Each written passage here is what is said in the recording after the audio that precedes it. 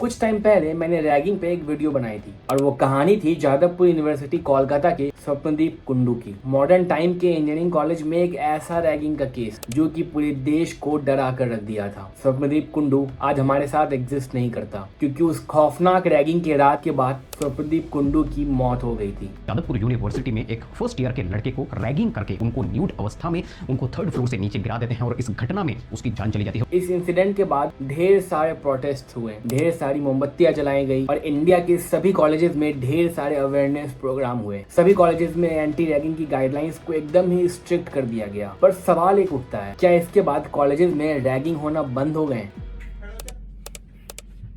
जवाब है नहीं। उस इंसिडेंट के बाद आज भी हर इंजीनियरिंग कॉलेज, हर मेडिकल कॉलेज और कई टाइप के कॉलेजेस में रैगिंग हर दिन होते हैं। आउट ऑफ 100 रैगिंग केसेस सिर्फ 10 से 15 ऐसे केसेस होते हैं जो कि ऑफिशियली रजिस्टर्ड होते हैं। 80 से 90% केसेस ऑफिशियली रजिस्टर्ड ही नहीं होते हैं। बच्चों की रैगिंग होती है और वो डर के मारे रूम में आकर बैठे रह जाते हैं। और इसीलिए ये वीडियो तुम्हें एंड तक देखना बहुत ही जरूरी है, क्योंकि इस वीडियो में मैं तुम्हें एक और रैगिंग की कहानी बताने वाला हूँ जो कि इसी साल 2025 में हुआ है। The college is Jadavpur university.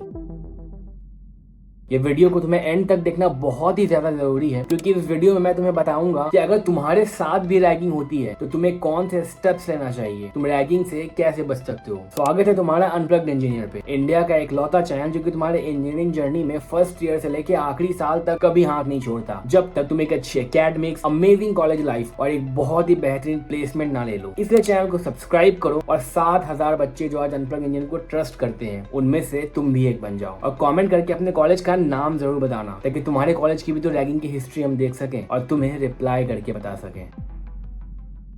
22 March 2025 Jadavpur university का एक स्टूडेंट जो कि फिल्म स्टडीज डिपार्टमेंट से बिलोंग करता था और उस स्टूडेंट का नाम था अरानी घोष। आज से 2 साल पहले जब स्वप्नदीप कुंडू का रैगिंग इंसिडेंट हुआ था तो अरानी घोष ने बहुत जोर शोर से आवाज उठाई थी उसी यूनिवर्सिटी में, बहुत ही जमकर प्रोटेस्ट किया था, उन सीनियर्स के अगेंस्ट में कंप्लेंट्स फाइल की थी और सभी सीनियर्स को करीब से देखा था जो कि उस रैगिंग इंसिडेंट का पार्ट हुए थे। स्वप्नदीप कुंडू के केस में ढेर सारे सीनियर्स रैगिंग के केस में अंदर गए थे और कई सारे सीनियर्स ऐसे भी थे जिनका पॉलिटिकल कनेक्शंस था और जिनके पास बहुत सारे पैसे थे, वो जेल नहीं गए थे। वो सीनियर्स आज भी उसी कॉलेज में एग्जिस्ट कर रहे हैं और एक नॉर्मल इंसान की तरह पढ़ाई कर रहे हैं। उस यूनिवर्सिटी में आज भी रैगिंग के कल्चर को एक small group of students promote करता है और ये बात सिर्फ जादवपुर यूनिवर्सिटी की नहीं होती है। हर कॉलेज में एक छोटा सा ग्रुप होता ही होता है जो कि रैगिंग के कल्चर को बहुत ही खुशी प्रमोट करता है। कई केसेस में टीचर्स, हॉस्टल के स्टाफ, वार्डन भी उनके साथ इन्वॉल्व होते हैं और इसीलिए अगर तुम उनके अगेंस्ट में कंप्लेन करने जाते हो देन टीचर्स और वार्डन तुम्हें एडवाइस देते हैं कि तुम्हें ही अपनी आवाज दबा लेनी चाहिए और जैसा तुम्हें सीनियर्स कह रहे हैं जस्ट फॉर 1 or 2 नाइट्स और 1 or 2 डेज या फिर 1 or 2 मंथ्स उसे कर देना चाहिए। पर अरानी घोष उनमें से नहीं था। अरानी ने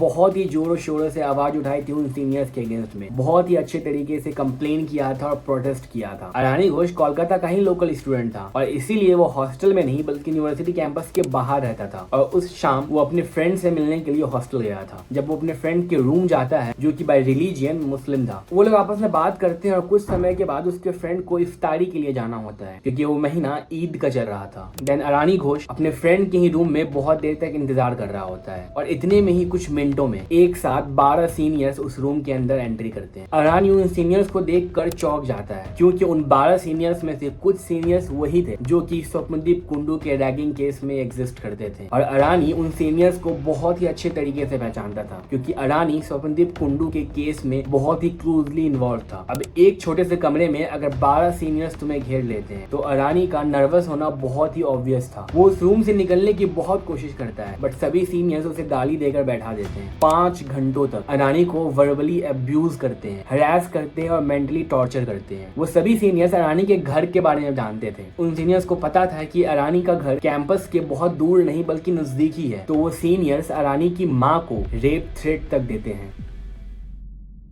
ये सारी बातें बहुत ही फिल्मी लग रही होगी बट द रियलिटी इज ऐसे स्टूडेंट्स 2 टियर और 3 टियर इंजीनियरिंग कॉलेजेस में होते ही रहते हैं और ये कोई नई बात नहीं है। ऑफ कोर्स स्वप्नदीप बहुत डर चुका था और बार बार एक ही रिक्वेस्ट कर रहा था कि उसे उस रूम से जाने के लिए दे, बट सभी सीनियर्स इस बार एक चीज का ध्यान रख रहे थे कि उनको अरानी को फिजिकली अब्यूज नहीं करना है ताकि कुछ निशान या कुछ भी घाव अगर रह गया अरानी के जिस्म पे वो इस बात का प्रूफ बन जाएगा कि सीनियर्स ने उन्हें रैग किया है। तो इसीलिए मेंटली और वर्बली जितना भी ज्यादा हैरासमेंट और अब्यूज हो सकता था अरानी घोष के साथ उन सीनियर्स ने किया। और अरानी का जो रूममेट था जो कि इफ्तार के लिए गया था, उसे खुद उसके रूम में ही घुसने के लिए नहीं दिया गया। फाइनली 5 घंटे के बाद जब हॉस्टल के मेस का टाइमिंग शुरू होता है, जब वार्डन इंस्पेक्शन के लिए आते हैं, तो सारे सीनियर्स इस रूम से निकल के जाते हैं और अरानी को फाइनली हॉस्टल से निकलने का मौका मिलता है। तब उन सीनियर्स को लगा था कि अरानी डर जाएगा और उन सीनियर्स के अगेंस्ट में कंप्लेन नहीं करेगा और चुपचाप घर चला जाएगा। बट अरानी एक बहुत ही बोल्ड इंसान है। उसने स्वप्नदीप के केस में भी बहुत ही बोल्डली प्रोटेस्ट किया था और अपने खुद के भी रैगिंग के केस में बहुत ही जोर से आवाज उठाई। उसी दिन हॉस्टल से आने के बाद वो ऑफिशियल कंप्लेन रजिस्टर करता है, सारी बातें एंटी रैगिंग डिपार्टमेंट को बताता है, इनफैक्ट मीडिया को इंटरव्यूज देता है और पुलिस कंप्लेन भी करता है। मीडिया, कॉलेज डिपार्टमेंट और एंटी रैगिंग से उन सीनियर्स के अगेंस्ट में फिर से स्ट्रिक्ट इन्वेस्टिगेशंस करती है और अगले ही दिन जादवपुर यूनिवर्सिटी का ये सबसे बड़ा हेडलाइन बन जाता है।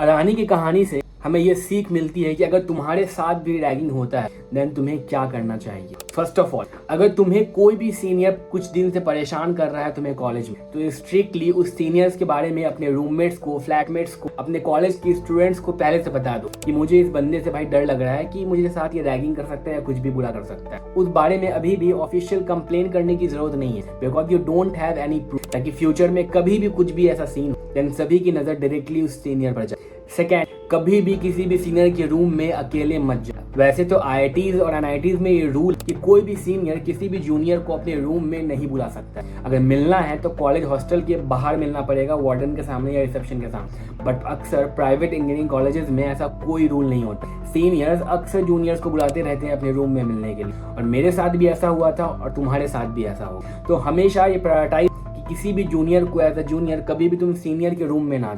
बट कई बार ऐसा होता है कि अगर तुम्हें सीनियर्स बुला रहे हैं देन तुम उसके बात को टाल नहीं सकते। क्या बोलोगे, मैं नहीं आऊंगा, मेरा मन नहीं। इससे सीनियर्स तो और भड़क जाए, उनको गुस्सा और भी ज्यादा आ जाएगा। अगर वो रैगिंग करने वाले थे तो और जोर शोर से रैगिंग कर। तो अगर तुम्हें सीनियर्स बुला रहे हो, तुम्हें वर्स्ट केस में जाना ही पड़े, देन ध्यान वॉइस रिकॉर्डिंग, वीडियो रिकॉर्डिंग, ऐसे कुछ चीजें ऑन करके जाओ ताकि रैगिंग के बाद तुम्हारे पास प्रूफ रहे। एंटी रैगिंग सेल का नंबर गूगल पे इजीली अवेलेबल, जो कि 24/7 एक्टिव हो, कि अगर तुम एंटी रैगिंग डिपार्टमेंट में अपने कॉलेज के किसी भी सीनियर कंप्लेन कर देन ऐसा बिल्कुल भी नहीं होगा कि तुम्हें कुछ प्रॉब्लम आए। इनफैक्ट बाय ये कॉलेज की रिस्पॉन्सिबिलिटी हो कि एंटी रैगिंग डिपार्टमेंट को तुम्हें प्रोटेक्ट करना पड़ेगा आने वाले 4 साल तक, क्योंकि अक्सर ऐसा बच्चे करते हैं कि किसी सीनियर के अगेंस्ट में कंप्लेन नहीं, इस डर से कि आज तो मैं कंप्लेन करता बट 4 साल भाई मुझे इसी कॉलेज में रहना। क्या what if second year, third year या फोर्थ ईयर में वो बंदा मुझे वापस से परेशान, देन एंटी रैगिंग सेल उस कॉलेज का तुम्हारा खास ध्यान रखेगा पूरे 4 साल कि तुम्हें कुछ भी तकलीफ ना आए, कोई बंदा वापस से तुम्हें हैरास करने को ना। इसलिए एंटी रैगिंग डिपार्टमेंट का नंबर हमेशा अपने फोन में सेव, और अगर तुम्हें कुछ भी देन उसी अपने रैगिंग के लिए कंप्लेन हमेशा ट्राई करो कि प्रूफ जमा, like video recording, call, anything like that can work as a proof will really help. I hope तुम्हें रैगिंग के अगेंस्ट में कुछ समझ में आया, और आई रियली होप कि तुम रैगिंग को अपने कॉलेज में जाने के बाद टॉलरेट नहीं। आई रियली विश कि तुम समझो कि रैगिंग इज नॉट।